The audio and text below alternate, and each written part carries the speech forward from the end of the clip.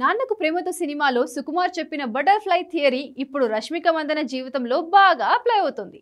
ఎక్కడ ఎవరు ఏం మాట్లాడినా కూడా అది చుట్టూ తిరుగుకుంటూ వచ్చి రష్మిక మెడకు చుట్టుకుంటుంది. తాజాగా శ్రీలీల మాటలతో మరొకసారి ఈమె కన్నడిగులకు టార్గెట్ అయిపోయింది. ఆల్రెడీ మొదటి నుంచి రష్మిక అంటే కన్నడ వాళ్లకు అస్సలు పడదు. వాళ్ళు ఏదైనా భరిస్తారేమో కానీ ఆత్మగౌరవం మీద కొడితే మాత్రం అస్సలు భరించరు. ఒకటి కాదు రెండు కాదు, చాలాసార్లు రష్మిక అదే చేసింది. తాను కర్ణాటక నుంచి వచ్చినా కూడా కన్నడిగా అని చెప్పుకోవడానికి ఆమె ఆలోచించడంతో సొంత వాళ్లే రష్మికకు దూరం అయిపోయారు. చివరికి సొంత ఊరు వెళ్లాలన్నా కూడా పోలీస్ ప్రొటెక్షన్ కావాల్సిన పరిస్థితి వచ్చింది.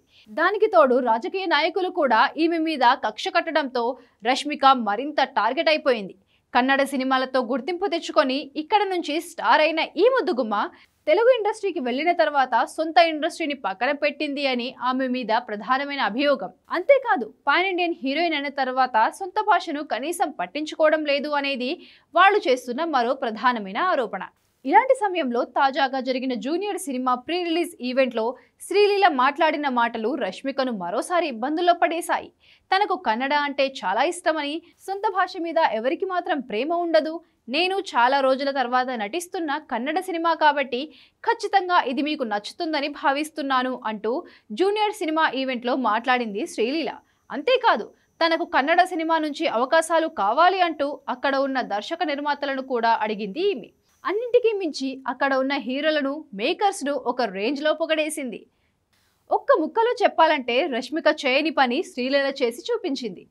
శ్రీలీల ఇమేజ్ ఇప్పుడు ఎలా ఉందో ప్రత్యేకంగా చెప్పాల్సిన అవసరం లేదు. సౌత్లో ఉన్న బడా హీరోలందరితోనూ నటిస్తుంది ఈమె. తెలుగులో పవన్ కళ్యాణ్ సినిమా ఆమె చేతిలో ఉంది. హిందీలో కూడా శ్రీలీలకు అవకాశాలు వస్తున్నాయి. ప్రస్తుతం ఆమె చాలా పెద్ద హీరోయిన్. ఆ స్థాయిలో ఉన్నా కూడా కన్నడ ఇండస్ట్రీని, కన్నడ భాషను, అక్కడున్న వాళ్లను నెత్తిన పెట్టుకొని మరీ చూసుకుంటుంది ఈ ముద్దుగుమ్మ. ఆమె మాటల్లో అది అర్థమైపోయింది.